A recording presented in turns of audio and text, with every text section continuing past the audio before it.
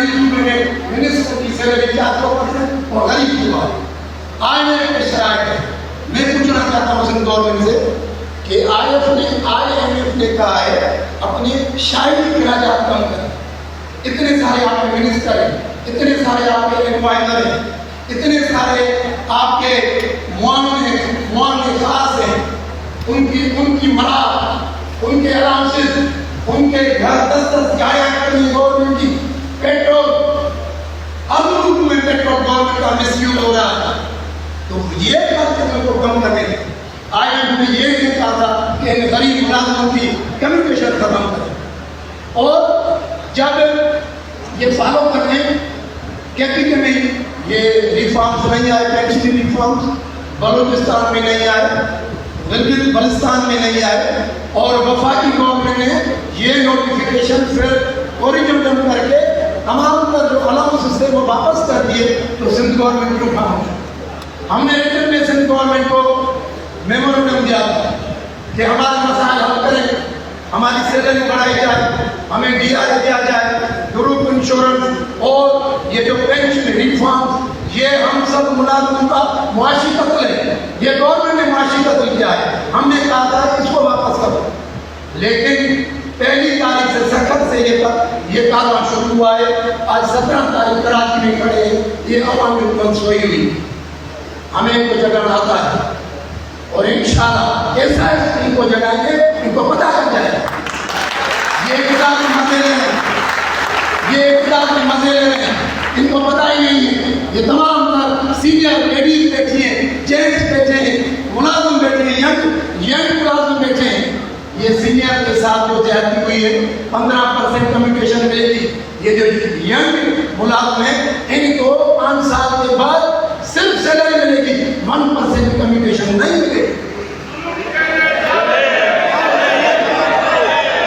और ये बात सुनो, मैं यंग मुलाजिम के लिए ये पैगाम देना चाहता हूँ, वो समझते हैं कि ये सीनियर के साथ ज्यादती है, हमें तो रिटायर होने में 30 साल पड़े हैं।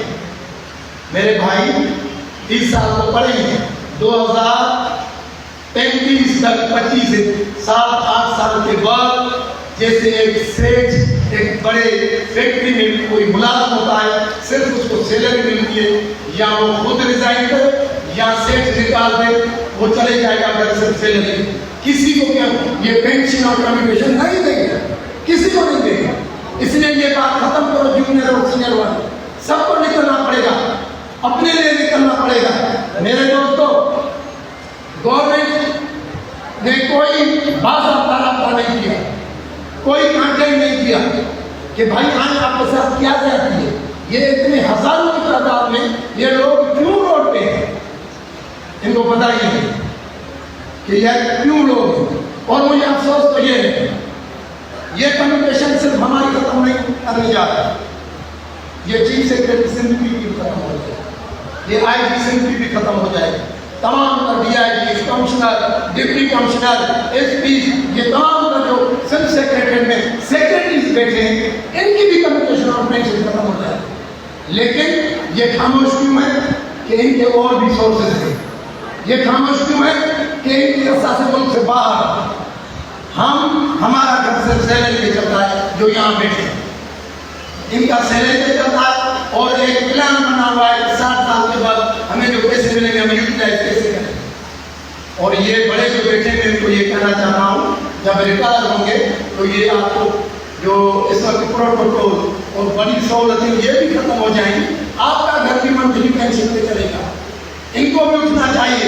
और गवर्नर हाउस के जो मुलाजिम हैं, CM हाउस के अंदर जो मुलाजिम बैठे हैं, सेक्रेटरीट के जो मुलाजिम बैठे हैं, उनको भी उठना पड़ेगा, वो भी हमारे साथ आए, यहाँ कटे बैठ जाए, उनके साथ भी ज्यादती हो रही है। हमने ये अवेयरनेस के लिए रीजन लेवल पे जो शेड्यूल दिया था, इसलिए कि सिंध के तमाम डिपार्टमेंट की जितने भी एसोसिएशन यूनियन हैं उनकी लीडरशिप को इकट्ठे करें और उनको मैसेज दें। तो मेरे दोस्तों, हमने एक दिन तालाबंदी का पहले ऐलान किया था 25 तारीख को। हमने सिर्फ इसलिए किया था, कभी भी हमारा ये मकसद ही नहीं रहा है माजी में या हाल में कि हम इदारे की तालाबंदी करें।